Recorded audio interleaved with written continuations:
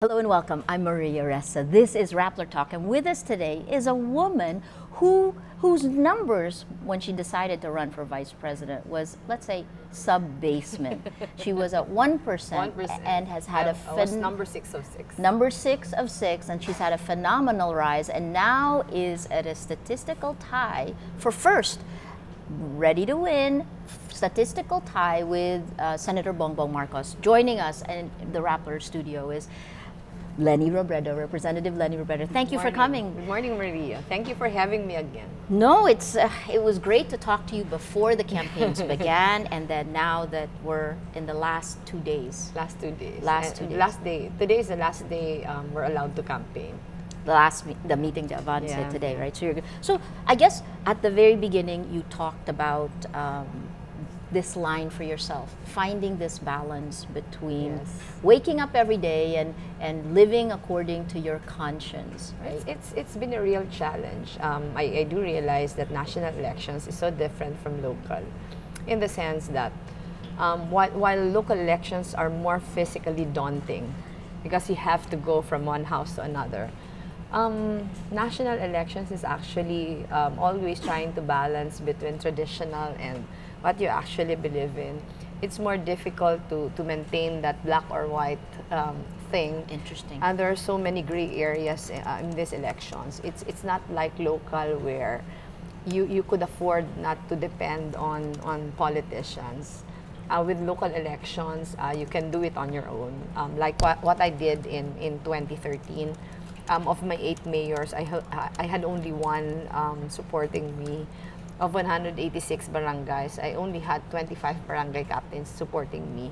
But it was all doable in the sense that I had all the time in the world to be more personal in my dealings with constituents. Right. But that's not the case here, because the country is physically difficult to navigate. I would have wanted to physically have interactions with all our constituents for them to be able to know about me firsthand, but it's not at all possible. Yes. You have to depend on local politicians, and that's a difficult thing as far as I'm concerned, because I'm very new in politics. I don't know how to deal with all the nitty-gritty of politics.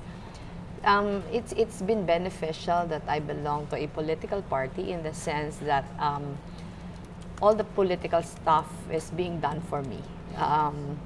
I couldn't have done it myself, because I always have the tendency to push for what I believe is the right thing.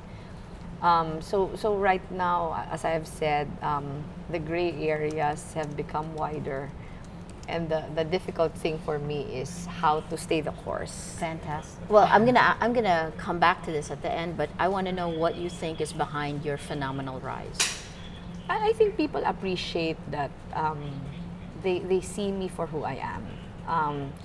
It's been to my advantage that I haven't actually been so into politics after 3 years of being a congresswoman. I think people appreciate the fact that you're authentic, you're genuine, you're candid most of the time. That even if you belong to a particular party, you are still honest about the limitations of people around you. But I'm lucky, Maria, in the sense that even if sometimes I criticize, even if sometimes I call the attention of people who I'm supposed to protect, my attention hasn't been called at all. I think I was able to, I am still enjoying the respect of the President, the respect of Secretary Mar, and of course my party mates. So this is a tough balancing act between the status quo and change, Yeah. right? How did you navigate that line so that you didn't actually piss off either side and you satisfied both sides, right?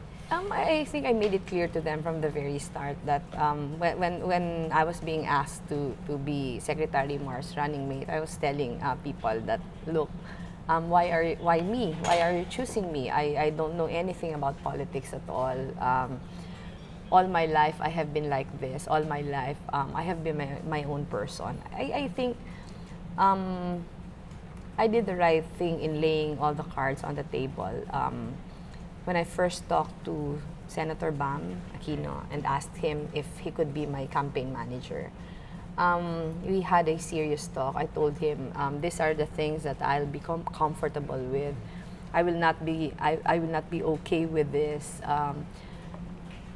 I think I made the right choice when I had Senator Bam, who is confident enough to give me all the space that I need. There are so many things that we didn't have to do, which traditional politics dictated us to do. But making my own path was actually an experiment. But I think it's working. It's working in the sense that even if I don't go the traditional way, the tried and tested ways of politics, I think I was able to gain the respect of most of my party mates. I have been in the receiving end also of complaints, in the sense that why are you doing this when in fact the party has this? But I think I was able to more or less made my point that I'm always well intentioned when I'm doing things. I might not be doing them the way that we have been used to, but my many years as the wife of my husband, my many years of helping me in all the elections he's been in 6 elections, more or less taught me that it's not always bad to insist on things that haven't been tried yet. Fantastic. And I think I'm doing okay. Let me ask you, yesterday, we called it yesterday the day of conspiracy theories. In your race, actually 2 vice presidential candidates came up with different conspiracy theories, all of which we've reported on Rappler. Right? Yeah. But the one that is specific to you is about Bongbong Marcos saying that there is a plan by the Liberal Party that if Duterte wins, if Leni wins, that they would impeach Duterte so that Leni can become president. You know, that's unfortunate because first of all, there is no such plan. Until now, the party is doing everything it can to make sure that it will be Secretary Mar and me who will win in the best way possible. When I say trying everything we can, yung tama lang. I have been through so many elections, and I can say to anyone straight on the face that I'd rather lose than win an elections rigged with so many anomalies. I think Senator Bongbong was trying to court the support of Mayor Duterte supporters, but it's unfortunate that he had to use me. There is no such conspiracy. I've always told people that while I would have wanted my own president to win, it's part of the job description that anyone who wins the presidency should have my utmost commitment. If I become vice president, the level of commitment that I'm prepared to give Secretary Mar should be exactly the same level of commitment that I should give Mayor Duterte or Grace Po or Vice President Binay should they win the presidency. Kaya I don't know where this is coming from. I was telling reporters yesterday who told me about the conspiracy theory of Senator Bongbong to make a plea to Senator Marcos that if he wants to court the voters of of Mayor Duterte, to do it in a way that magpakatotoo lang. I am sure he knows that there is no such theory, and I cannot for the life of me imagine how he can make up such things. There have been many attempts to discredit me. There was even a Facebook page quoting me as having said that if Mayor Duterte wins, I will resign. There is no such thing. I haven't said that at all. This conspiracy theory is unfortunate in the sense that even if it is Mayor Duterte who wins and if I become vice president, he can be assured of my utmost support.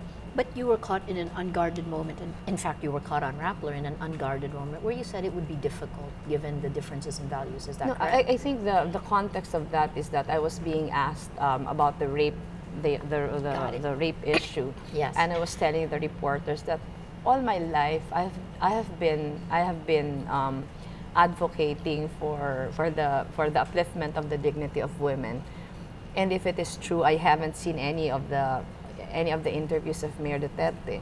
And if it was true that he made the utterances in the way that the public perceived him to have made them, it would be difficult in the sense that we will be coming from two opposite points of view as far as respect for women, dignity of women is concerned.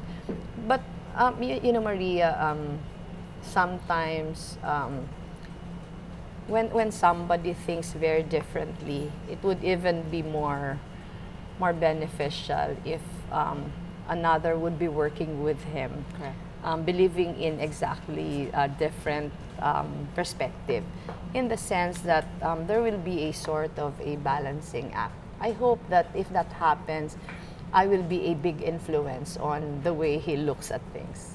Fantastic. The other conspiracy theory yesterday came from Senator Cayetano, Alan Peter Cayetano, and he said that there is a conspiracy in Malacanang to harness Rojas and Poe, Mar Rojas and Grace Poe, to come together, because he said the only way Duterte would lose is if the other candidates come together, but it didn't seem like it was happening.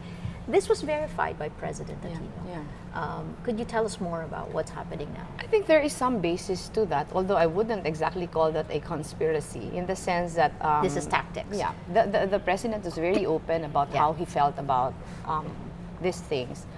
I think he made an interview when he urged Secretary Mar and Senator Grace to come together for the sake of the nation. I think all this is coming from the fears, whether founded or unfounded, about the possible repercussions of a Duterte presidency. And I think anyone naman is parang is allowed to do things like this. Of course. The way it sounded, I didn't watch the interview. I saw it only on Twitter. The way it sounded naman was not as if the president was forcing Secretary Mar and Senator Grace to agree on something. He was just floating the idea of one of them giving up or coming together to make a stand for what they think would be right for the country. Do you see this happening? No. Honestly, no. I saw in the late night news the response of Senator Grace, Yes. telling us that she was not amenable to discussing anything with Secretary Mar. I laud Secretary Mar for reaching out, but of course that will be all up to both of them. If they would in fact agree on something, I think we don't have enough time to make all this happen, even if there is a window on the part of Senator Grace, considering that elections will be Monday already, and Yeah. today is Today is Saturday, the last day of campaigns. I mean, I'll ask you this question. There are lots of questions coming in on social media now, but this one, it connects to our conspiracy. What are your thoughts on the charges of alleged cheating plan of the ruling party? Ako Maria, I have not heard of any cheating plan, and if there is ever one, I would not be a party to it. I would oppose it vehemently. I don't think anyone who comes to power through cheating has any reason to be there.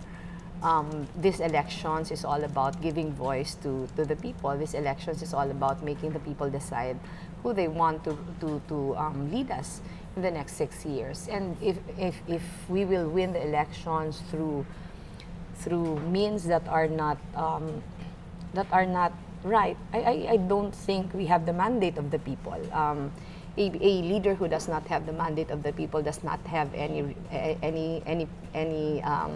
right to lead us at all. So at Step Up Flores, that was your question on Twitter. She just responded to that. In terms of your thoughts, so we started before you campaigned, and we talked about how it's changed you. I guess now, what lessons have you learned? A lot, Maria.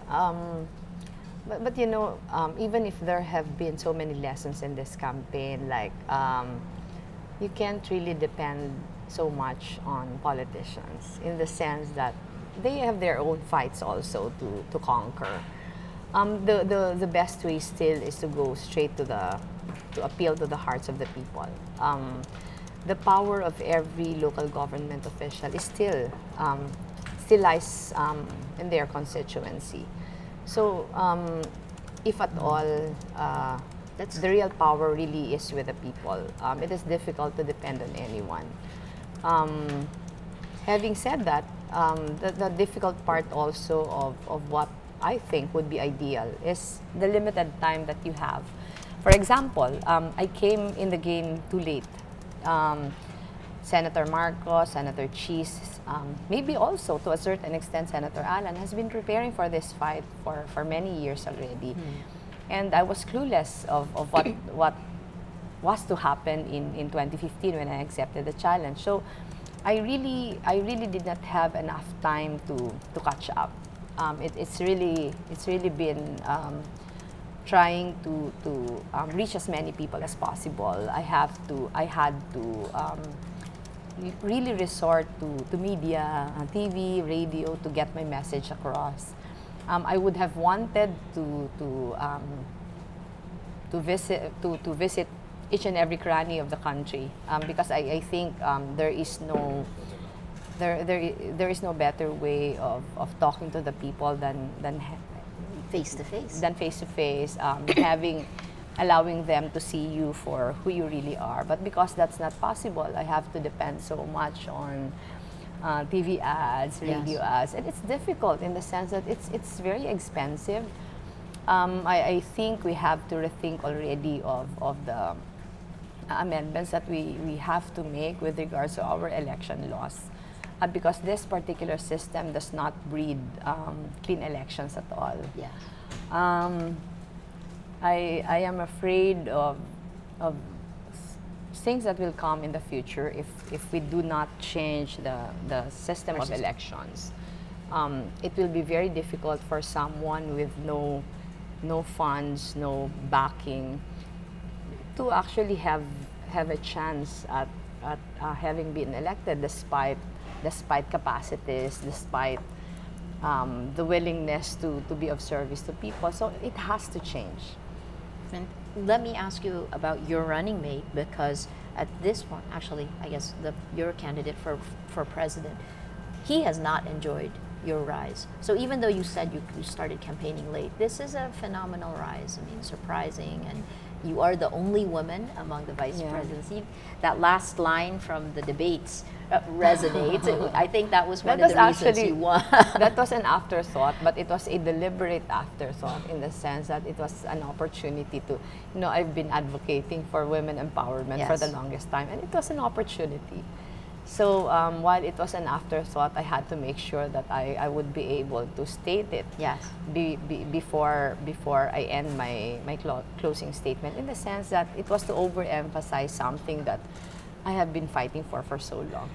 I think partly based on that statement, the Rappler editors gave that debate to you. Why has Mar Rojas not done better? I think that my advantage over Secretary Mar is the fact that I'm fresh. I'm coming into this with a very clean slate. I do not have so many baggages yet. And Secretary Mar has been part of the administration for a long time. So whatever misgivings the people have on this administration is immediately immediately a burden to Secretary Mar. It's not the same with me, in the sense that because even if I'm a congressman coming from the same party, I was not really that identified with working with the administration. And Secretary Mar has to bear all the burden of answering for whatever misgivings everyone has. it's unfortunate for him, but it's But he's also seen as not as authentic. I mean, again, if you go as a keyword for these campaigns, authenticity, that seems to be a criticism. I don't know about that. I think my advantage also is that my narrative is more dramatic than his. I've been through so many upheavals already. I've met the greatest tragedy of all, losing a husband.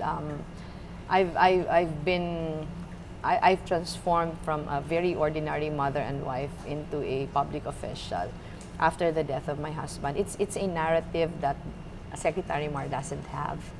And I think it's a disadvantage on his part, in the sense that people are actually attracted to these kinds of narrative. But also, even if it worked to my advantage, the burden really is proving to people that my capacity does not end with that narrative. I have to prove every day that I am capable. I have to prove every day that I am bringing something with me aside from my story. And I think that's also the reason why my numbers surged after the 2 debates. In the sense that after the 2 debates, people saw me already as my own person. Mm-hmm. I was able to hold my ground against my 5 male opponents. And it was very advantageous in the sense that people no longer looked at me as just the widow of Jesse, but already looked at me as you established your own identity, right? Yeah. In terms now, let me throw some questions from social media. Thank you for your tweets and your Facebook posts. This is from Twitter at Vanunu. If elected as vice president, would you let anyone or any political entity influence your decisions or actions? I cannot really say, but it's something that I pray for every day. My history has been okay in the past 3 years, in the sense that I was able to fight for everything that I think was right, even if it doesn't exactly jive with the party stand. And I hope it continues. But when I say that I don't want to assure anyone, is that I'm not really, I've been saying this always, I'm not a paragon of virtue. I need all the help that I could. I want, if I'm given this chance, I want everything to be very transparent, in the sense that when I'm doing the wrong thing, people should already call my attention to it, so that I don't want to be one of those persons who went into the game with only the very best of intentions, and then wake up someday realizing that she's not the same person anymore. During these campaigns, have you compromised? Have you made any compromises you wish you could take back? Not really. Even in accepting campaign donations, I've refused so many, despite the fact that I needed the campaign funds. I've been very adamant about accepting anything from people I'm not very sure of. I'm assuming you're not going to tell me who you did not accept. I mean, whose funds you didn't accept. I won't. Yeah, I just figured I'd ask. But go ahead. Sorry, I didn't mean to interrupt. It has been one source of I talked to Senator Bam even before the campaign started. We have a finance team in our campaign team. They are explaining to me that we really need so much money, because I'm coming from nowhere and I have to spend so much on TV ads, and that's exactly where most of the donations went to. Yeah. But I told them that I'd rather. There was a time in the campaign when I didn't have ads anymore. Yeah. That was, I think, the early part of this year. But I was telling them that no way would we accept from people who might impose conditions on us, from people we're not sure where the funds are coming from. Yeah. If they come from illegal sources. I was very strict about that. The compromises I think that I had to make was accepting support from people who are perceived to be not believing in the same causes that we have been Or believing. weteng lords. not only that, Yeah. so many other people. Yeah. I have been criticized about that, but you know, it's not something that it's not something that I regretted, in the sense that I always remember what my husband kept on telling me when I criticized some of his supporters also, and he was telling me that you know, we're asking help as long as there are no conditions. It's even an opportunity for us to, you know, to have a sort of influence Sway. on, yeah, and no judgments, as long as you do not become a party to whatever. So it's actually something that I wasn't very happy to do, in the sense that I knew that I will be criticized. But it is also something that I have to fight for, in the sense that deep in my heart, I know I'm not compromising any of my values. The only thing that holds me back is the sense that, you know, I know that with the support of this person, I know that I will have supporters who will actually criticize me, but I have to explain to them over and over again that this does not come with a price at all. I know that for many it's difficult to understand. Yep. But in the next few days, especially if I win this fight, I would be able to prove to them that there really are no considerations, that I have not sold my principles at all. Let's talk about your chances of victory now. I mean, last day of campaigns, right? What needs to happen for you to win? I was telling myself last night as I was praying before going to bed that I've done everything I could. I have fought for what I think is right. I was very masipag in going around. The only thing for me to do now is pray and hope that everything will fall into place. You know, Maria, my husband, and I have always been very fatalistic about so many things. I was telling myself, even if this fight is very difficult, I don't think I would have been in this situation if there was no mission for me to fulfill. Everyone who knows me would know that I never had any political ambitions. I did not seek this out. In fact, when it was being offered to me already, I still resisted it as best as I could. But you know, the call for service was really loud and clear. And I got strength from the words of wisdom that my husband kept telling us before, kept telling the children before, that not everyone is given this chance to be of service. You know, when he was cabinet secretary, he was involved in some rough spots as far as his work was concerned. And there were times when we told him that, aren't you feeling the heat? Aren't you feeling the heat already? Do you want to just opt for a more peaceful life? And my husband would always tell us that not everyone is given the chance to serve, and whatever limited capacity is given to me is still an opportunity to make a difference. So even if I started this fight at the bottom, I still think it was worth the fight. I still think that it was an opportunity to be given this chance to make a difference for our country. In terms of what's next, you talked about yesterday about a united Bicol. Do you see this coming Yeah. together against? I think it's the surge. It's the surge that I will be needing in the last few days. You know, there are 6 of us running, and 5 of us actually claim that we're Bicolanos. It's something that's difficult in the sense that Bicolanos have proven that they're very regionalistic in one sense. And it's an opportunity. It's an opportunity in the sense that we also know that Senator Marcos comes from the north, Yeah. and there is such a thing as solid north.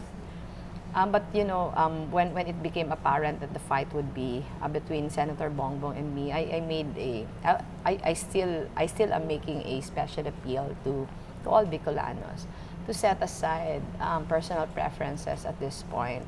You know, Maria, I think that our region has been marginalized for so long. We haven't had a Bicolano president. We haven't had a Bicolano vice president. There is so much that the region needs. And this is one chance for us to be given that attention. So my appeal is that if you rally behind, if Bicolanos rally behind me, it is actually giving our region a chance to compete with the other regions. If you look at all the indicators, as I have said, we have been in the fringes for so long. And this chance doesn't happen every 3 years. This is, I think, except when Senator Rocco ran for president. This is only the second time that we have an opportunity to have someone there. It's not just about me anymore. It's about this opportunity for us to be given that attention. So my last question, actually, I ask you to pull out now. Given what you've known, these 2016 elections are actually fascinating to watch the campaigns. It's, I think, the most divisive elections of all. I guess this, how would you describe both the campaigns first, and then after that, I want to see how you see the country. You know, I'm to be very honest about it, Maria, I'm not actually very happy about how the campaign has turned out. It has been very divisive in the sense that people have been fighting each other just because they're protecting and supporting their candidates. Yes. It's scary in the sense that we don't really know if this continues after the elections. You know, we each have our preferences, but the way we have articulated our preferences is quite scary in the sense that when you look at social media now, I hope it's just in social media, but when you look at people in social media now, everyone is fighting everyone. And I don't think everyone is screaming. Yeah, I don't think there's so much hate. There's so much hate out there. I don't think it's what we need. So I think after the elections, everyone should join hands and ask for healing for the country. Whoever makes it should lead everyone in trying to forget everything bad that happens in the last elections and already look forward. I hope that anyone who wins these elections would be very magnanimous about everything and would already put the interest of the country foremost in the agenda. And to call on everyone to unite and look at the future together, because it's scary if this continues after the elections. When President called for unity, I think he was also afraid of what will happen. But this is also to make an appeal to our supporters to have a healthy respect of the preferences of everyone, because at the end of the day, we're all Filipinos. If this country succeeds, it's all for the good of all of us. If this country doesn't, we're the ones to bear the burden of it all. So there's really no point in making this very personal. I hope that all the bad things that happen in this campaign will end on Monday. That's a more rosy way of looking at it. But I'm hopeful that after Monday, everything will be better. This is positive and negative, right? The fact that people were so engaged and it was vitriolic, but at the same time they were engaged. I mean, do you see that's this a good part of it? That's a good part of it. I think it's even worse if people are actually not interested. I think it's the beauty of social media, in the sense that people feel that they have a stake in these elections. People do not just accept crap from anyone. People are actually interested in issues that each of the candidates are fighting for. I think to a very large extent, social media has been very crucial in educating everyone about every candidate. I think that's the beauty of it all. But as in anything, for every advantage, there are 10 disadvantages. And the challenge for us really is to, again, to use the word, marginalize all the disadvantages and to make it stop. In Right tech words, after. it would be we need to optimize. Yeah. You know, I think social media has done tremendously well in unifying all the you know, disconcerting voices of everyone. But the unfortunate thing is there is also so much abuse online, Yes. and it has to end. Well, hopefully there are test cases now that have been Yeah, filed, yeah. right? I asked you what you thought about the country, but maybe even better, let's end with this question. Today's the end of campaigns. Tomorrow is a quiet day. People vote on Monday. What do you want people to think? What do they need to look at for the country?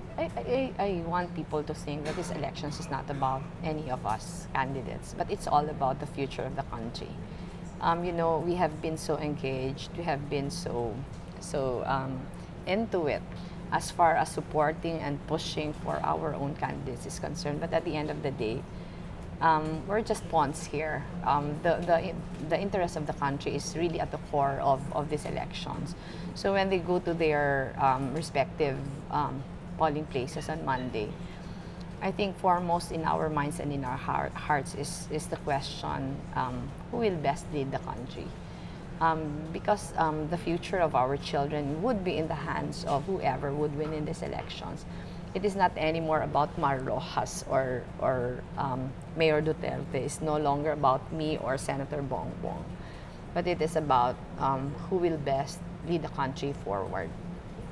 Fantastic. Okay, thank you. Thank Leni. you. Thank We've you, been Maria. speaking with Representative Leni Robredo. She is now in a statistical tie for first place in the race for the vice presidency with Bongbong Marcos. It is the last day of campaigns. Watch closely, think clearly, and make sure you vote on Monday. I'm Maria Ressa. Join us. We'll be live at 12 with Cheche Lazaro, and we'll continue through the next 12 hours. Thank you, My gosh, thank